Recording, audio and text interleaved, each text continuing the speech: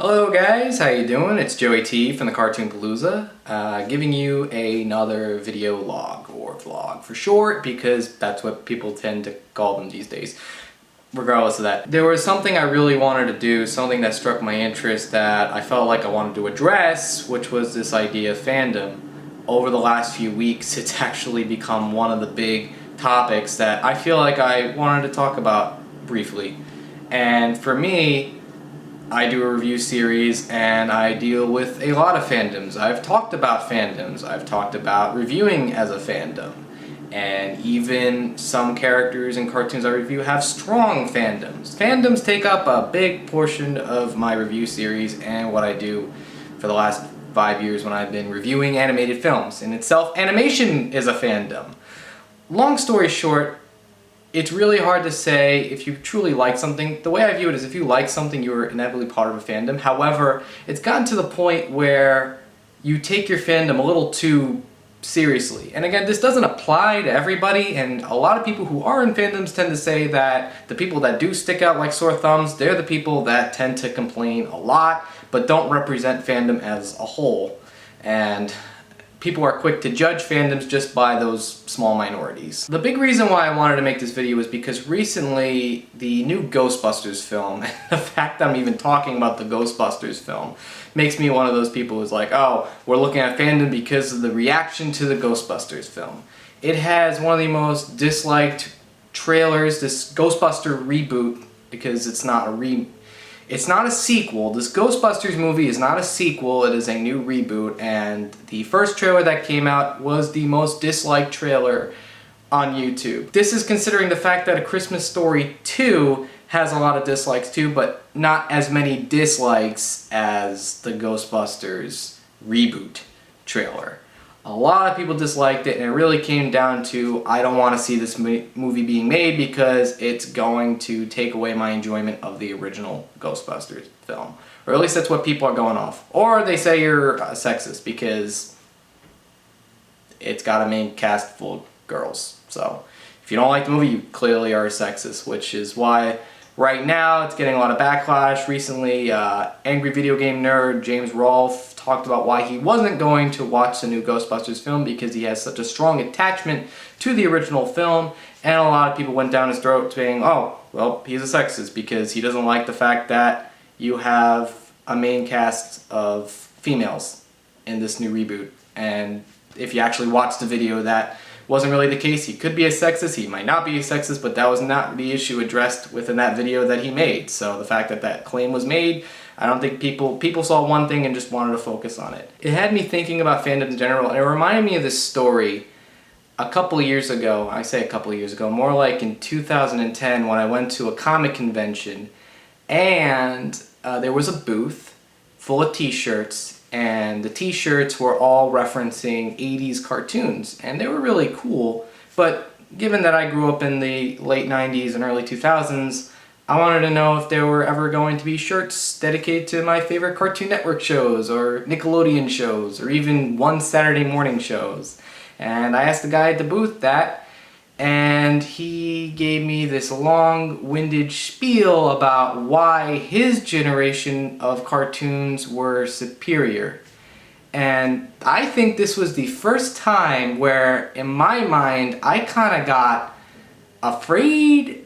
I saw the other side of the computer in real life as to how people really respond to certain things. And I looked and I was like, well, first of all, I think we can appreciate that every generation of animation has something to appreciate. The 80s isn't this snowflake.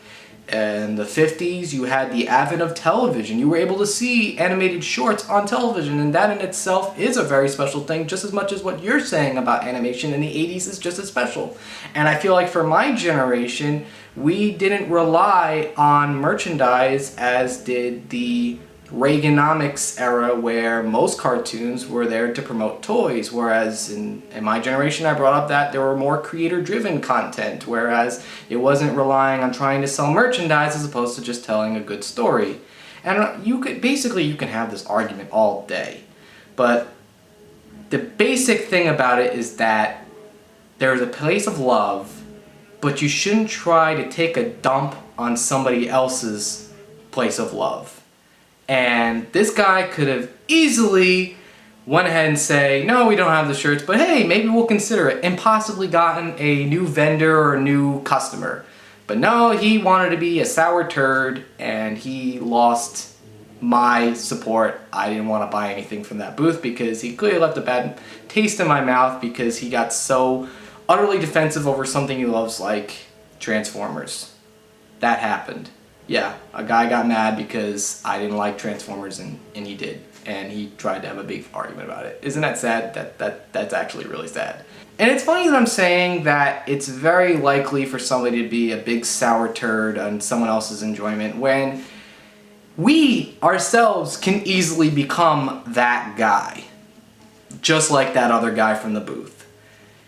And this came a couple weeks ago when I came across this situation where I actually found myself becoming that guy.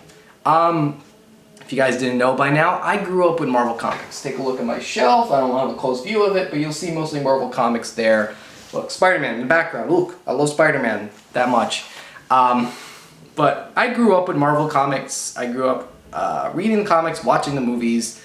I consider myself in that fandom. I know all of Spider-Man's main and even obscure villains. I know the same thing can apply for the Hulk, which is kind of a hard task because as far as a rogues gallery go, the Hulk didn't really have a great rogues gallery, but I know him, so that's cool. So I love Marvel Comics a lot. I've dabbled in DC Comics, and I was having lunch and I was overhearing from another table. I could have sworn that these guys were the typical GTL, take our shirts off, go to the gym, tan, laundry, all that fun stuff. And they're having a conversation about TV shows on the CW. And then talking about ABC shows with Marvel Comics. You see where this is going. I hear them talk, oh yeah, they should really have this character. I don't know who this character is, but I bet you he'd be really cool. And oh my gosh, did you know that happened in the comics? There was a comic line that happened something like that. Yeah.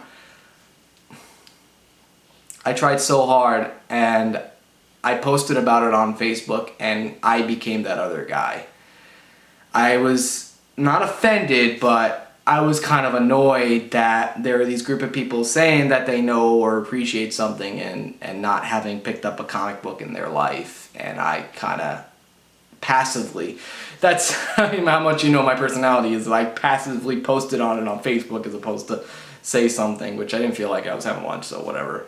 And I got a lot of backlash for what I had to say because it made it seem like I was this elitist who preferred that people who do like comics actually read comic books. And I realized that that wasn't really a good idea. I took the post off and I looked at it and I was like, yeah, maybe I could have worded that differently. Maybe I could have been more supportive. Maybe I could have been looking at this from another end. Maybe I could have looked at it and said, wow, Marvel Comics has come a long way. Marvel Comics is growing. Marvel Comics is almost becoming like the new Disney. Like when people say Disney, they say Marvel. And not because one's owned by the other, but because it has such a significance to pop culture.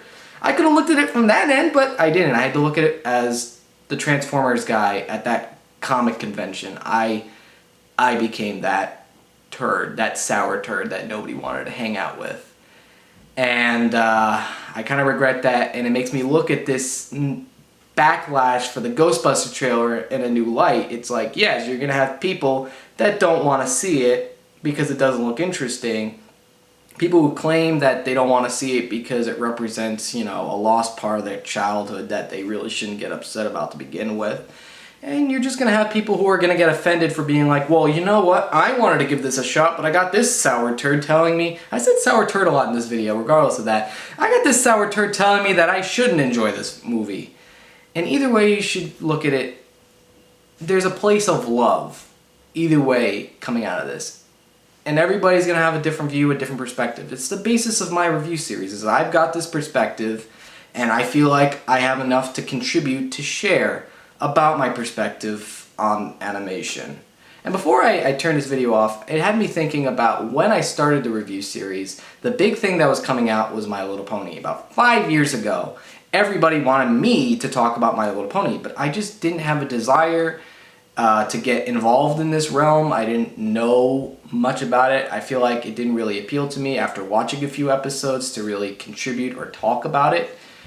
I've even said it, and I'll continue saying this, maybe I will revisit it, maybe I will watch it, but at this point I don't see the drive or the motivation for me to do it, but it was because there was such a strong fan base, and I know I could have easily made this video, probably made a terrible video that I'm not proud of, talking about My Little Pony that could have gotten a lot of views because it was a trending, popular topic, but I decided not to do that because in my heart, it was something that I truly didn't know what else I could say about it. So for that, coming from a fan, just letting other fans know that there is a time and place, there is a place of love for something you want to talk about, but be mindful about how others view them. And if you like this vlog, go ahead and like it, subscribe, all that fun stuff. Those are my thoughts on fandom. Take care, everybody, and have a good day.